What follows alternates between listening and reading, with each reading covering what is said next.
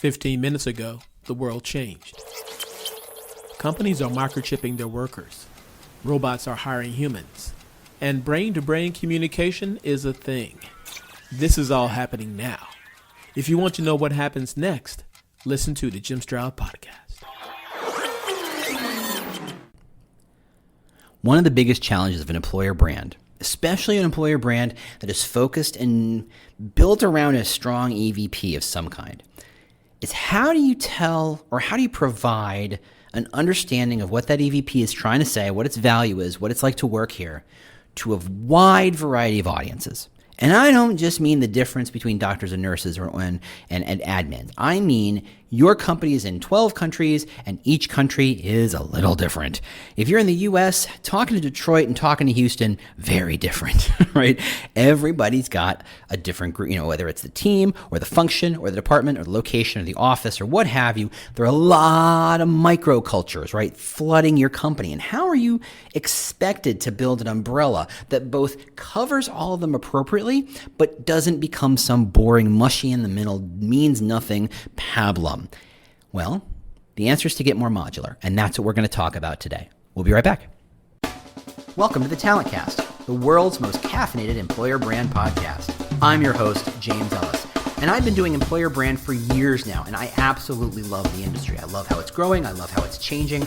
And I've tried to do my part to elevate the concept, to get everybody to understand the power employer brand can have in hiring, attracting, and retaining talent. So we try to really focus on driving home the idea that this is a calling and a craft. It's a lot of getting your hands dirty, but it's also a lot of big strategic thinking.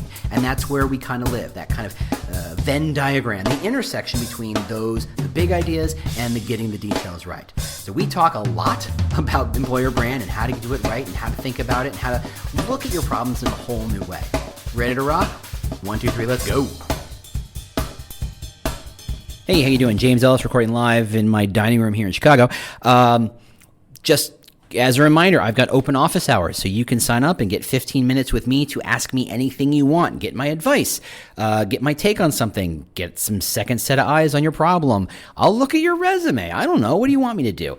I'm here to help. Let me know. Just go ahead and there's a link in the show notes. Go ahead and click the link and let me find a way to help you out. 2, newsletter, going to hit 1,000 subscribers in the very, very near future. Go ahead and subscribe. It is nothing like the podcast. It is really, hey, look, these are articles and this is what people are saying and this is what the industry is talking about. This is a way for in 10 minutes to get much, much faster on what the world's doing, and you can be moving faster than anybody else around you. So isn't that always a good thing? So anyway, modular employer brand. So here's the deal. In modern parlance, the EVP is an idea. It's a concept, right? The reason, your value proposition of why people should work for you, that is one that is both authentic and useful and valuable and true to who you are, but at the same time, you can frame in a way that differentiates you from other companies. That's a big ask.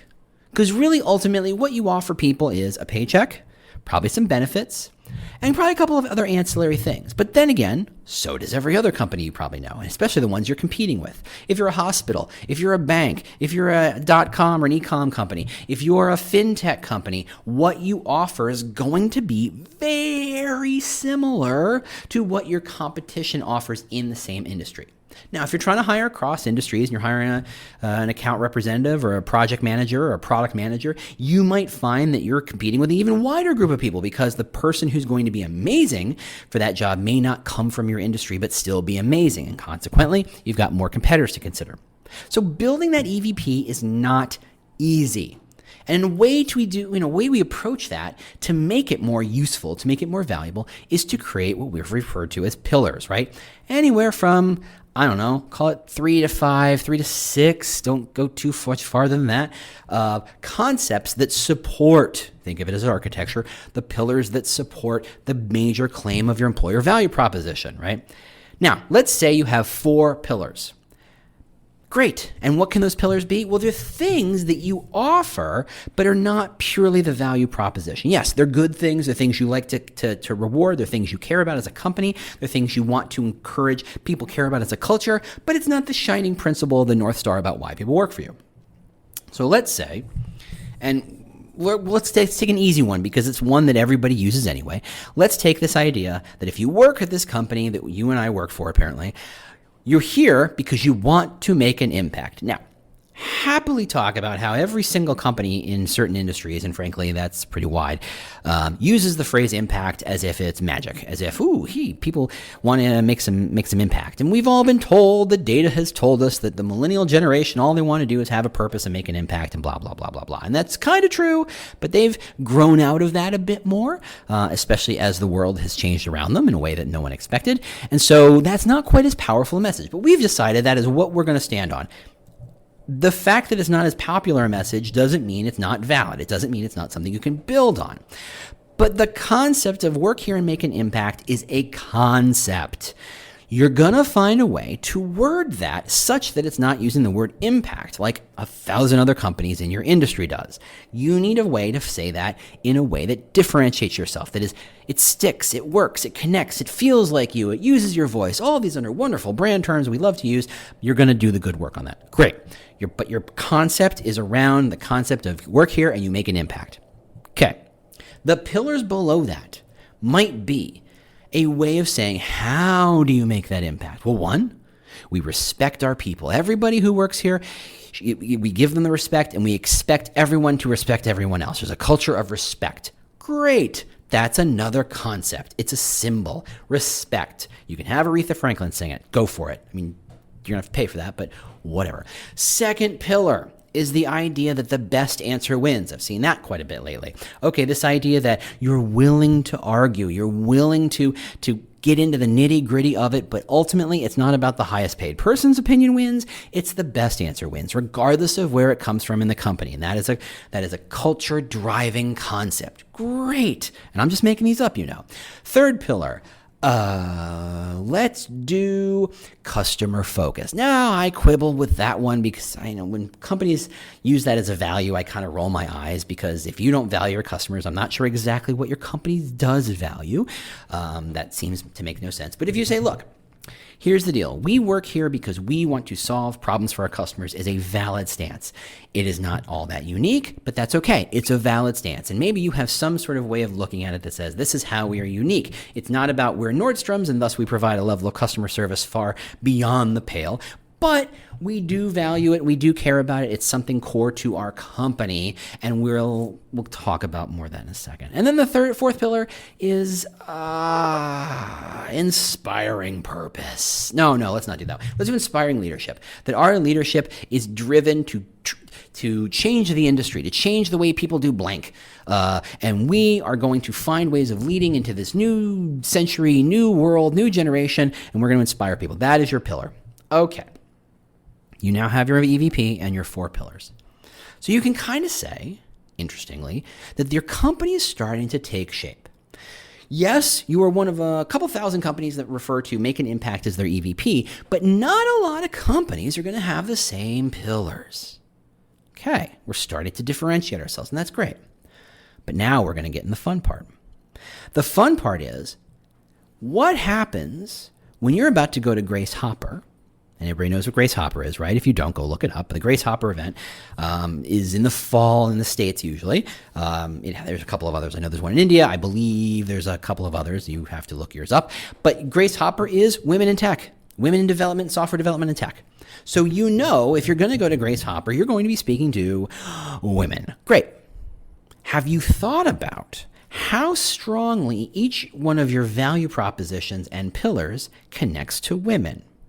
And there's a lot of ways we can do it, and I'm not going to get into the data and the research side of it, though I'm happy to do that because that's kind of my day job. But the concept is, it turns out what you know is that women care about the respect pillar, the impact pillar, and the inspiring leadership pillar. Let's not quibble with it. Let's just say that's true. So if you normally go out with 5 different messages, one for EVP and one for each of the pillars, you now know that when you're talking to women in tech, you should focus on the EVP, but flavor it as strongly as you can with respect and inspiring leadership, because that's what they engage with. Okay. Suddenly you can see how your EVP and your entire employer brand becomes what we refer to as modular, right? You use certain pieces as you need it. You do not have to give the entire history of the company when you talk about the success of the company. You do not have to give every element of the EVP when you're talking about the employer brand. You work with what connects with people. Now, this is not insincere, because what you're trying to do is trying to engage a person to learn more about your company. Your employer brand's ultimate job is to get people to see you in a certain way. Chances are it's in a way they hadn't considered in the past. You want to make them go, huh, I hadn't thought of that. And as I've long said, if I can make you say, huh, I hadn't thought of that, I've done my job, both as a podcaster and as an employer brander. I never considered Groupon that way. I never considered Amazon that way. I never considered Bob's House of Fish Sticks that way, right? You're shaping and influencing their perception of what it's like to work there. That is what your job is. Okay. You're not having to say, here's everything you need to know. You can pick and choose the elements of the EVP that you know are more likely to resonate with that audience and leverage them. In no way are you hiding anything like the other pillars. You're simply saying this is the bait that's going to work. Having hooked that fish and reeling them in, that's as you give them other messages.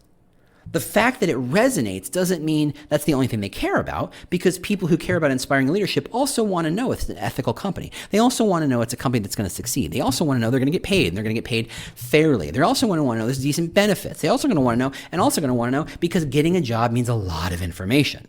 But if I tried to stuff that into your gullet goose a la foie gras style, you're not going to really engage with me as a recruiter.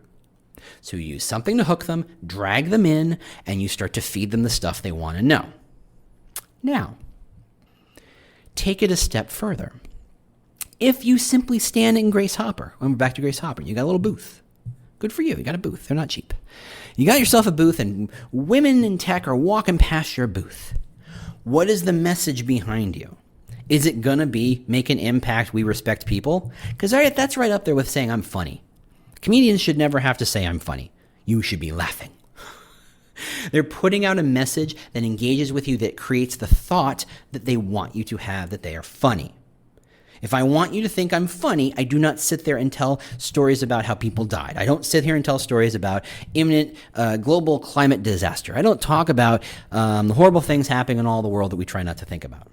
That's not how I make you laugh. If my job is to make you think I'm funny, my job is to find a way to make you laugh. And I might put a pie in my face, I might trip, I might have a really tight five, right? All sorts of ways I can make you laugh to make you think I'm funny. So if you want the audience walking past you to think this is a place where they could make an impact, where you treat people with respect, and what was the other one? Inspiring leadership, you have to package those three ideas and put them on a tagline or a billboard or a booth line or something the person standing at the booth can say that will make people think that this is a company that cares about these things and take a step closer if it resonates with them. How do you do that? Well, saying you're funny and saying you have inspiring purpose and saying you want to make an impact doesn't get you very far. You have to tell stories. You have to give them proof points. If I'm trying to make you laugh, I don't just say laugh, though actually that works for my daughter. If you do it in a better voice and you stare at her like kind of mean and you say, don't laugh, she's going to laugh. She's going to giggle. That's just what she does. But she's 5, and I don't know anybody wants to hire her at the moment. If you do, call me. If you want someone to engage and get your message, you want to tell them something that will make them go, really? Wait, what? And then you give them more information. You create the moment of attention. You attract them. You engage them. And one of the ways we do that is by telling stories or creating proof points.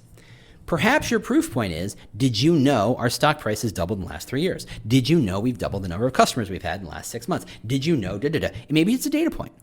Maybe it's a story about a manager a person who started in the mailroom is now CFO. Maybe it's, hey, did you know that we're having since been acquired by blah, blah, blah, we've doubled our resources and now we're doing this big strategy. Okay. These are called proof points. So if you think about your EVP in a architectural structure, you've got at the very top the EVP, you've got the pillars right underneath it, and you've got stories that prove, proof points, the pillars in the EVP. Now, what's interesting about this architecture is that there's kind of a back and forth to it. Because as I mentioned before, when we're talking about these concepts, make an impact, inspiring leadership, respect for people, whatever it is, best answer wins. Those are very simple concepts, but those concepts can be interpreted very differently by very different audiences. If you say respect for your people, what the hell do you mean by that? Because you can mean a lot of different things. You can mean this is a place where we don't swear at each other, or this is a place where we let people who like to swear. Those are two different ways of showing respect and treating others with respect. They're equally valid, right? You want to treat me with respect, you do not treat me with kid gloves. That is how I like to be treated. That is how I I feel like I'm shown respect. If I've done something bad, you tell me, James, you screwed that up. That didn't work. That didn't connect. Let's fix it. Okay, great. I don't feel like you're beating me up because you're telling me there's a problem here, that I've created a problem, and now we're going to work together to solve it, and that means I'm going to learn something. I'm going to get better at it. That's how you treat me with respect. If you treat me with kid gloves and say, look, I don't want to get mean here, and I don't want to yell at you, or I don't want to kind of tell you you're bad, because I want to show you that I respect you, even though you've clearly screwed that thing up so badly that we've had to set it on fire and start from scratch. But I want to show you that I treat you with respect. That's going to make me freaking nuts. That is not how you treat me with respect, because what I interpret respect is going to be different than what someone else treats as respect, right? In a lot of ways, a lot of this fretting over woke and PC culture and cancel culture is really about understanding that, yes, certain underserved audiences feel disrespected by something, and so thus we should kind of make them feel like they're treated with respect. But at the same time, is that how everybody wants to be treated? Is it how everybody should be treated? How do you understand and conceptualize the concept of respect? Is it that when you treat someone with respect, are you saying, look, when we're going to promote someone, we want to make sure that there's at least one woman in the mix of potential candidates? Is that treating with respect? Or is it the most obvious best candidate is going to get the job? Or is it we open the door to everybody and we looked at all the different kind of skill sets they have, everybody seems to have, and we want to say what is the one that drives us forward the most? They're all ways of showing respect in a very diverse way. But when you say we show respect, what the hell do you mean by that? And I apologize if I've kind of stepped in some very complicated D&I waters and I've stirred that pot, and I didn't mean to. I'm not trying to do that. But you got to understand that everybody is different, right? We can all agree that everybody's different, and it's not just necessarily a demographic, gender, ethnographic, whatever difference. It's about, look, two people who look the same may have very different senses of what the word respect means, okay?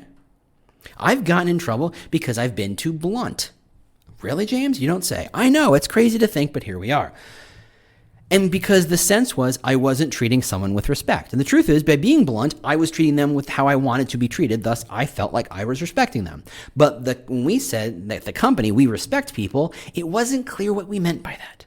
It was a concept that was undefined. And when we go undefined, we're not explaining it.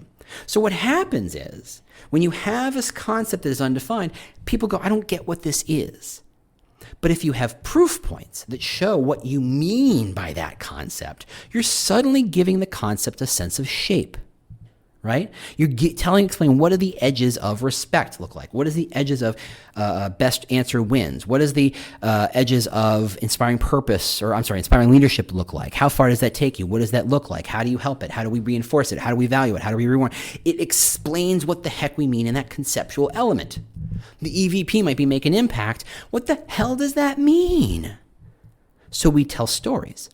And those stories show how people at this company make an impact and what we mean when we say make an impact and what we look for in people who are trying to make an impact. Because what you look like when you say I want to make an impact may be very different than how I think about making an impact. Right? Some people are very collective. They're really good at saying we're going to band together, we're going to take no individual glory, but the team creates an impact. And by going, the line, if you want to go fast, go alone. If you want to go far, go together, right? They're very much in that. We want to go far, make the biggest possible impact, and we're going to do it by banding together to create that impact. That is a way of making an impact and saying you care about making an impact. It's a culture that says this is how we manifest that sense of impact. I might tell you that in some places, the individual creates the impact far more than the collective does. And there are plenty of examples of that. Now, one is not right. If I were to tell you I'm an individualist, not a collectivist, that's my way of approaching it. It's how I'm comfortable. It's how I think about the concept of the word impact. But if you just tell me I'm all about impact and you mean collective and I mean individual, and I come and join you and I'm like, whoa, what do you mean we all band our hands together? What do you mean that we all have to we run all our thoughts by everybody else to kind of make sure we're all on the same page and make sure, whoa, that's not what I mean by making impact. I mean one man, kind of breaking through a wall by him or herself. That's what I mean by impact. And you're going to say, if you're the collectivist going, that's not how you make an impact. But it is. It's a way. So the proof points, kind of as the information flows down, here's our value proposition, here are the pillars, and I'm kind of literally with my hands kind of doing a walking down the pyramid kind of thing. So you got the very top, you got the EVP, in the middle you've got the pillars, at the bottom you've got the proof points. What happens is the proof points define the pillars, which then therefore kind of shape what we mean by impact. The company that says we care about best answer wins and respect for each other and inspiring leadership is different than the company that says we want to make an impact, but we want to do it via prestige and we want to do it by market success. Very different companies, even though the conceptual top of the pillar is the same, the top of the pyramid. So who you talk to means you get to cherry pick which part of the EVP, which of the pillars, and which of the touch points or proof points you use to tell that story. If you're going to a historical black college, the proof points and the stories you tell are going to be different than the one you may tell at Stanford or Harvard or the Sorbonne. Or if you're recruiting at a higher level, if you're recruiting an executive. Who you're speaking to is going to change the motivations and drivers of the people you're speaking to. Thus, you should be using different bait. Different shape bait, different taste bait, different bait. But the response, the reaction is, if you're using two different kinds of bait to attract people, are you attracting them to the same company? Can you say you have a cohesive EVP? And the answer is yes, so long as you've structured it to be modular, just like we've talked about. All right. That's what I had to say. Assuming I didn't stir the muck a little bit with that D&I step in, I'm sure I messed that up somehow. I apologize. It's not my intention. Happy to have that conversation. But that's what we mean by modular EVP. You're not looking to create an EVP that only attracts a certain kind of person. You're not always trying to attract a 30-year-old Latino man. You're not always trying to attract a 25-year-old white gay woman. You're not always trying. You're not always. You're trying to build a company that lots of different people can be successful at, so long as they are connected to the core of what the company is and bring value to it. That's the other part. That's the quibble. I almost finished there, and I have one more point I guess I have to make. There's that quibble of the difference between culture fit and culture add, right? The sense that if you make an EVP super crystal clear, people go, I feel like I fit that culture. Which, of course, the outcome eventually is that everybody kind of starts to act, look, and sound the same because they're creating a singular way of looking at the world, a singular kind of person, a singular set of motivations that people care about. They're too focused on the singular, and they only tend to attract the same kind of people who reinforce that idea. Whereas if you have a modular EVP and people get to pick and choose and say, look, this is the part of the elephant I care most about. I still care about the whole elephant, but in the end, the thing that I care most about is this one. That's okay that you care about that one over there because I know that by caring about the ear where I care about the leg, we're still ultimately caring for the whole elephant. And that's a culture add. Whereas I'm going to see it slightly differently. I'm going to bring my value to that. We're going to find a way to work together, and that's kind of a culture layer, right? Which isn't quite the same as an EVP or a employer brand layer, but that's separate. Let's talk about culture separately. But that's how you get people who come in with different viewpoints and different ways of doing things to feel like they're connected to the brand, even if they're in Thailand and you're in Germany and someone else is in California. You can still see that you're working for the same company because the messaging was modular enough that it engaged the part of those audiences you're trying to talk to without deviating from the conceptual whole. Does that make sense? I might have to talk about this more. Feel free to email me or text me or Twitter me or whatever you want to do. You know how to find me. I'm on Twitter at The War for Talent. I'm on LinkedIn. It's hard to miss me. The website, the whole 9 yards. You can always find a way. I'd love to quibble about this, but that is the concept of a modular employer brand. That's how you tell different kinds of stories in different ways to different audiences while still aligning to the concept of what this company's brand is all about. Thanks so much for listening. I'll see you all next week. Bye. This has been an episode of the Talent Cast, part of the Evergreen Podcast Network. If you'd like to get in touch with me, a couple of ways to do that. Obviously, there's Twitter at The War for Talent. You can go to the podcast website at thetalentcast.com. If you'd like to stay up to date on the news of this industry and what's going on, just go to employerbrand.news and sign up for the email newsletter with lots of news and links to other places. If you just want to connect with me on LinkedIn and just say hello or let's just talk, that's linkedin.com/in/the war for talent, or I bet if you just search for James Ellis, I pop up pretty quick. Otherwise, if you have any questions, concerns, considerations, ideas for podcasts, holler at me, let me know what's going on. Thank you if you've shared it. Please share if you haven't. Rate us, review us. I love all that stuff. It really does help kind of keep the message going and get the message out there. Thanks again, and we'll see you next week. Do you love news about LinkedIn, Indeed, Google, and just about every other recruitment tech company out there? Hell yeah. I'm Chad. I'm Cheese. We're the Chad and Cheese Podcast. All the latest recruiting news and insights are on our show. Dripping in snark and attitude. Subscribe today wherever you listen to your podcasts. We out.